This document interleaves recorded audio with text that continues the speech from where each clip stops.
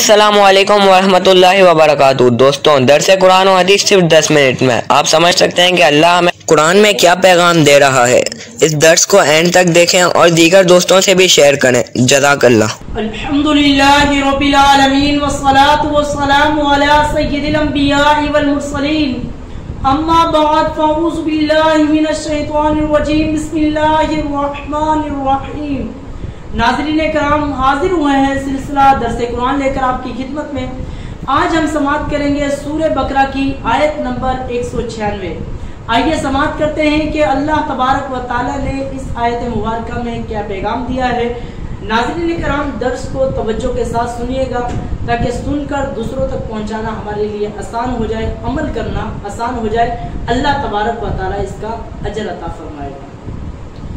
بسم اللہ الرحمن الرحیم۔ ترجمہ: اللہ کے نام سے شروع جو نہایت مہربان رحم والا ہے۔ وَأَتِمُّوا الْحَجَّ وَالْعُمْرَةَ لِلَّهِ فَإِنْ أُحْصِرْتُمْ فَمَا اسْتَيْسَرَ مِنَ الْهَدْيِ ولا تحلقوا رؤوسكم حتى يبلغ الهدي محله فمن كان منكم مريضا أو به أذى من رأسه ففدية من صيام أو صدقة أو نسك فإذا أمنتم فمن تمتع بالعمرة إلى الحج فما استيسر من الهدي فمن لم يجد فصيام 3 أيام في الحج وسبعة إذا رجعتم تلك 10 كاملة ذلك لمن لم يكن أهله حاضر المسجد الحرام واتقوا الله واعلموا أن الله شديد العقاب۔ ترجمہ: اور حج اور عمرہ اللہ کے لیے پورا کرو، پھر اگر تمہیں مکہ سے روک دیا جائے تو حرم میں قربانی کا جانور بھیجو جو میسر آئے، اور اپنے سر نہ منڈواؤ جب تک قربانی اپنے ٹھکانے پر نہ پہنچ جائے۔ پھر جو تم میں بیمار ہو یا اس کے سر میں کچھ تکلیف ہے تو روزے یا خیرات یا قربانی کا فدیہ دے۔ پھر جب تم اطمینان سے ہو تو جو حج سے عمرہ ملانے کا فائدہ اٹھائے اس پر قربانی لازم ہے جیسی میسر ہو۔ پھر جو قربانی کی قدرت نہ پائے تو 3 روزے حج کے دنوں میں رکھے اور 7 روزے اس وقت رکھو جب تم اپنے گھر لوٹ کر جاؤ۔ یہ مکمل 10 ہے۔ یہ حکم اس کے لیے ہے جو مکے کا رہنے والا نہ ہو، اور اللہ سے ڈرتے رہو اور جان رکھو کہ اللہ شدید عذاب دینے والا ہے۔ وَأَتِمُّوا الْحَجَّ وَالْعُمْرَةَ لِلَّهِ، اور حج اور عمرہ اللہ کے لیے پورا کرو۔ آیت میں مراد یہ ہے کہ حج اور عمرہ دونوں کو ان کے فرائض و شرائط کے ساتھ خاص اللہ تبارک و تعالیٰ کے لیے بغیر سستی و کوتاہی کے مکمل کرو۔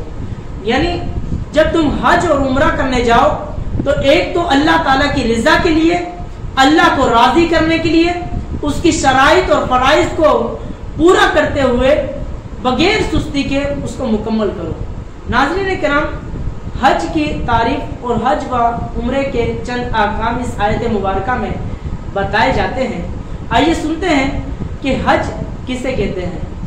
حج نام ہے احرام باندھ کر 9 ذی الحجہ کو عرفات میں ٹھہرنے اور کعبہ معظمہ کے طواف کا نام حج ہے۔ اس کے لیے ناظرین کرام خاص وقت مقرر ہے جس میں یہ افعال کیے جاتے ہیں تو حج ہے۔ حج 9 ہجری میں فرض ہوا۔ ایک مسلمان کو پتہ ہونا چاہیے کہ حج جو ہے کب فرض ہوا اور اس کا انکار کرنے والے کا کیا حکم ہے۔ حج جو ہے ناظرین کرام 9 ہجری میں فرض ہوا۔ اس کی فرضیت قطعی ہے، اس کی فرضیت کا انکار کرنے والا کافر ہے۔ اگر کوئی یہ کہے کہ میں حج کو نہیں مانتا، حج کوئی اسلام میں ایک رکن نہیں ہے، تو اس کا انکار کرنے والا دائرے اسلام سے خارج ہو جائے گا، اسلام میں اس کا کوئی تعلق نہیں ہے۔ حج کے فرائض کتنے ہیں؟ آئیے سنتے ہیں حج کے فرائض۔ نمبر 1 احرام باندھنا، نمبر 2 وقوف عرفہ، عرفہ کے میدان میں ٹھہرنے کا نام بھی حج ہے، نمبر 3 طواف الزیارہ، طواف زیارہ، یہ 3 جو ہے حج کے فرائض ہیں۔ حج کی 3 قسمیں ہیں، 3 فرائض ہیں اور 3 قسمیں ہیں۔ 3 قسمیں کون سی ہیں؟ افراد، حج افراد، یعنی صرف حج کا احرام باندھا جائے اسے حج افراد کہتے ہیں۔ حج قران، یعنی عمرہ اور حج دونوں کا اکٹھا احرام باندھا جائے اسے جو ہے حج قران کہتے ہیں۔ اس میں عمرہ کرنے کے بعد احرام کی پابندیاں ختم نہیں ہوتی بلکہ برقرار رہتی ہیں۔ عمرے کی تفصیل کچھ یوں ہے کہ عمرے میں صرف احرام باندھ کر خانہ کعبہ کا طواف اور صفا مروہ کی صحیح کر کے حلق کروانا ہوتا ہے، یعنی سر کے بال بنوانا ہوتے ہیں۔ حج اور عمرہ دونوں کے ہر مسئلے میں بہت تفصیل ہے، اس کے معلومات جو ہے دیگر کتابوں میں بھی ہے اور کچھ اس میں بتائی گئی ہے کہ حج کے فرائض اور اس کی اقسام۔ حج ایک افراد ہوتا ہے، حج افراد کے بارے میں بتایا کہ صرف حج کا احرام باندھنا اسے حج افراد کہتے ہیں۔ منفرد جو ہوتا ہے حج تمتع، پہلے عمرے کا احرام باندھا جائے، پھر عمرے کے احرام سے فارغ ہونے کے بعد اسی سفر میں حج کا احرام باندھا جائے اسے حج تمتع کہتے ہیں۔ اور حج قران یعنی عمرہ اور حج کا دونوں کا اکٹھا جو ہے وہ احرام باندھا جائے، اس میں عمرہ کرنے کے بعد احرام کی جو ہے پابندیاں ختم نہیں ہوتی بلکہ وہ برقرار رہتی ہیں۔ آگے سنتے ہیں آیت کے ایک حصے میں فرمایا فَإِنْ اگر تمہیں روک دیا جائے، یعنی مکے میں داخل ہونے سے روک دیا جائے۔ یہاں سے حج کا ایک اہم مسئلہ کا بیان ہے جسے احصار کہتے ہیں۔ آیت کا خلاصہ کلام یہ ہے کہ اگر حج یا عمرے کا احرام باندھ لینے کے بعد حج یا عمرے کی ادائیگی میں تمہیں کوئی رکاوٹ پیش آ جائے، کوئی ایسا ہو یا دشمن کا خوف ہو یا مرض کے بڑھ جانے کا خوف ہو، بیماری کے بڑھ جانے کا خوف ہو، تو ایسی حالت میں تم احرام سے باہر آ جاؤ اور اسی صورت میں حدود حرم میں قربانی کا جانور اونٹ، گائے یا بکری کا ذبح کروانا تم پر واجب ہے، اور جب تک قربانی کا جانور ذبح نہ ہو جائے تب تک تم سر نہ منڈواؤ۔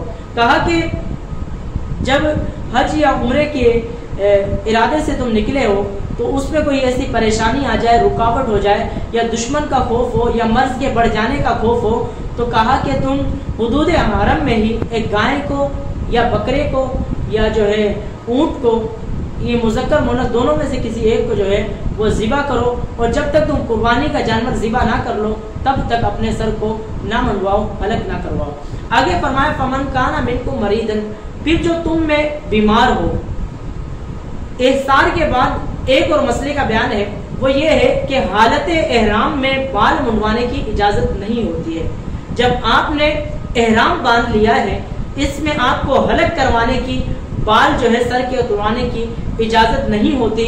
یوں ہی لباس، خوشبو وغیرہ کے اعتبار سے کافی پابندیاں ہوتی ہیں۔ آپ اس میں جو ہے عطر وغیرہ یا خوشبو وغیرہ جو ہے وہ استعمال نہیں کر سکتے، کپڑا استعمال نہیں کر سکتے، کنگھی وغیرہ جو ہے استعمال نہیں کر سکتے۔ اگر ان کا خلاف کریں گے تو دم یا صدقہ جو ہے وہ لازم آتا ہے۔ لیکن بعض صورت ناظرین کرام ایسی ہیں کہ مجبوری کی وجہ سے احرام کی پابندیوں کی مخالفت کرنا پڑتی ہے۔ بغیر عذر کے اور عذر کی وجہ سے کیے گئے افعال میں شریعت نے کچھ فرق کیا ہے۔ آیت کے اس کے کچھ صورتوں کا بیان ہے۔ جان بوجھ کر احرام کی پابندیوں کی مخالفت کرنا، اب اپنے احرام باندھ لیا، اس میں کپڑے پہننے کی اجازت نہیں ہوتی ہے، خوشبو لگانے کی اجازت نہیں ہوتی ہے، اور دیگر جو ہے جس سے آپ کو زینت ملے وہ کام کرنے کی اجازت نہیں ہوتی ہے۔ لیکن اگر کچھ صورتوں میں آپ نے جو ہے بغیر عذر کے وہ کر لی، اس کی پابندیوں کی مخالفت کر دی، تو آپ گناہ گار ہوں گے، فدیہ دینا آپ پر لازم آئے گا۔ مجبوری کی وجہ سے مخالفت کرے تو گناہ گار نہ ہوگا لیکن فدیہ دینا پڑے گا۔ البتہ مجبوری والے کو فدیہ میں کچھ رخصتیں بھی دی گئی ہیں۔ جان بوجھ کر एहराम की पाबंदियों की मुखालफत करेगा तो गुनाहगार होगा और फिदिया भी देना लाजिम होगा, और मजबूरी की वजह से मुखालफत करेगा तो गुनाहगार ना होगा लेकिन फिदिया देना ज़रूरी होगा। आमीन बिजाहिल अमीन सल्लल्लाहु तआला अलैहि वसल्लम। बड़े मेहरबानी इस वीडियो को लाइक कर दें, चैनल को सब्सक्राइब करके बेल आइकन दबा दें ताकि आपको आने वाली वीडियो की नोटिफिकेशन मिलती रहे। जज़ाकल्लाहु खैरा। अल्लाह आपको दर्स देखने का अजर अता फरमाए। आमीन।